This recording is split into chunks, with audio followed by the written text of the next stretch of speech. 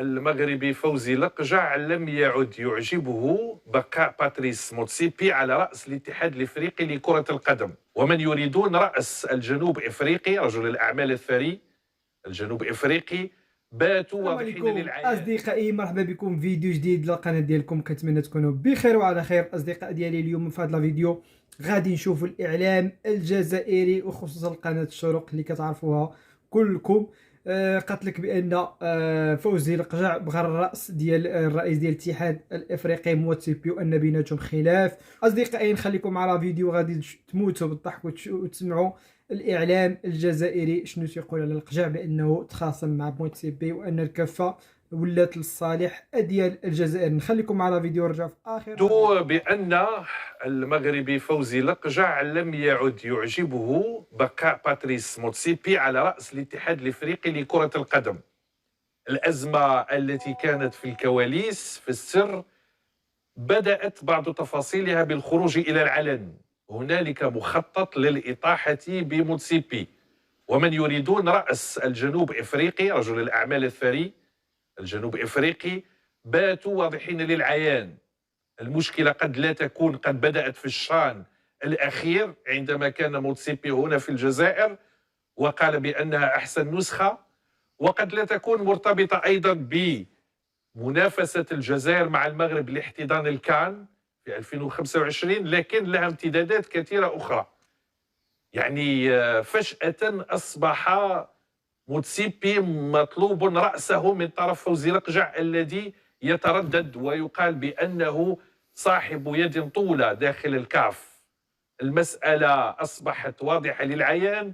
هنالك حلف يتشكل ضد موتسيبي، وهذا الأخير يبدو بأنه أصبح أيضا يبحث عن الاصطفاف الإيجابي مع الجزائر بعدما اتضح له أن لقجع يريد رأسه.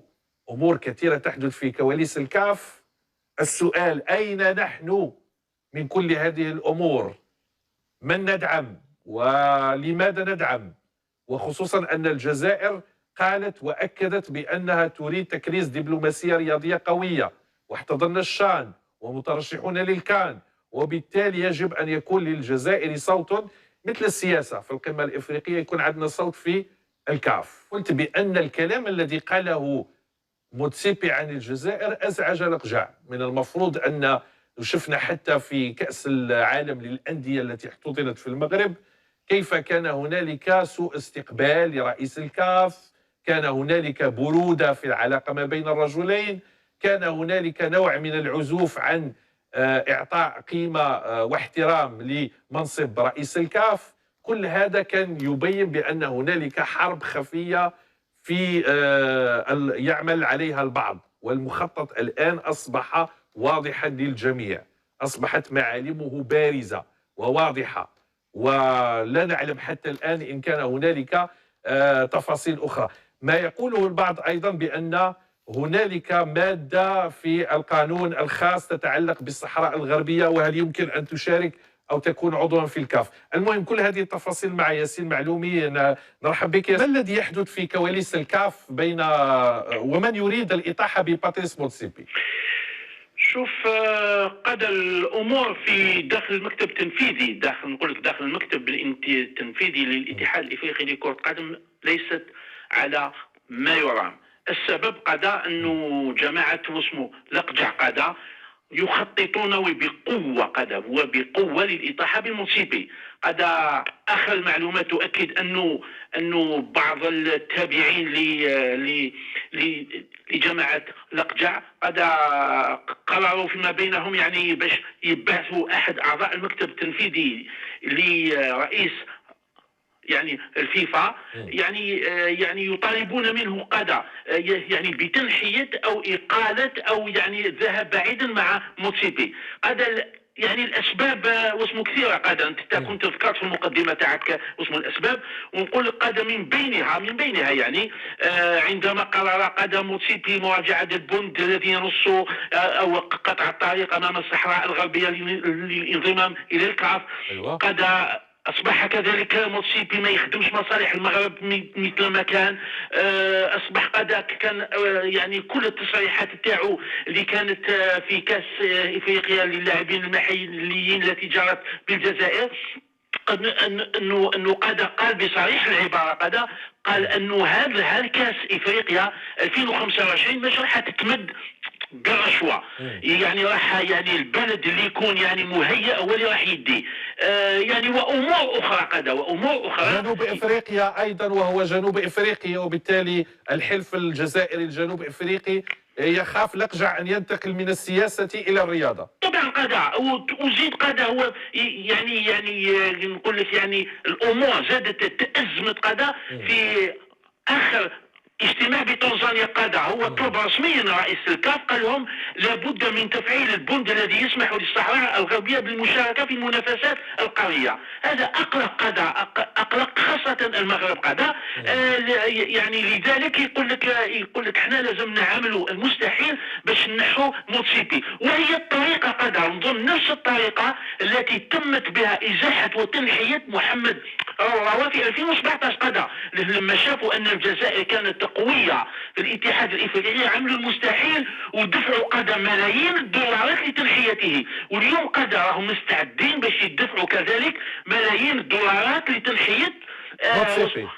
طيب الان موتسيبي ما موقعه، ما حجمه وتاثيره؟ يعني شوف اليوم يقولوا باللي موتسيبي احد الاغنياء في افريقيا.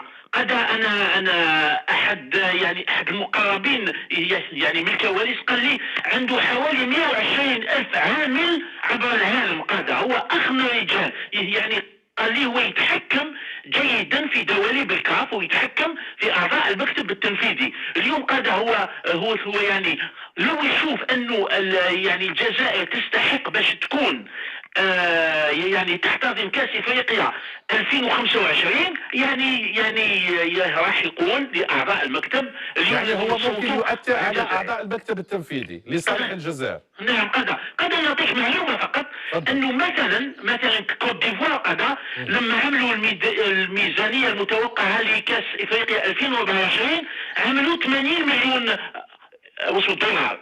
الجزائر راهي مستعده باش تمد اكثر من 100 مليون دولار، اكثر من 100 مليون دولار لاحتضان كاس افريقيا 2025.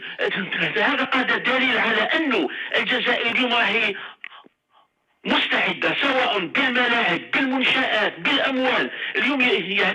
اليوم لازم الجزائر تعاود تولي للواجهه. متى المواجهه المباشره الاولى بين موتسيبي ولقجع؟ هل في الاجتماع تاع المكتب التنفيذي؟ طبعا لا شوف هي اليوم عامل الكواليس، وانفونتينو هو اللي يحسم اليوم. انا نظن انفونتينو الحاجه اللي راح يخمم فيها هو عنده المؤتمر التنفيذي تاعو في شهر مارس رواندا، يعني يحاول هو اليوم القاره الافريقيه عندها 54 عضو اللي ينتخبوه، هو يحاول بطريقه او باخرى يعني ارضاء القاره الافريقيه، لانه اليوم اللي يحب يترشح في الفيفا عنده ربع يعني يقول لك لو ان كار دي فوتون، يعني ربع الناس اللي تنتخب راهي من القاره الافريقيه.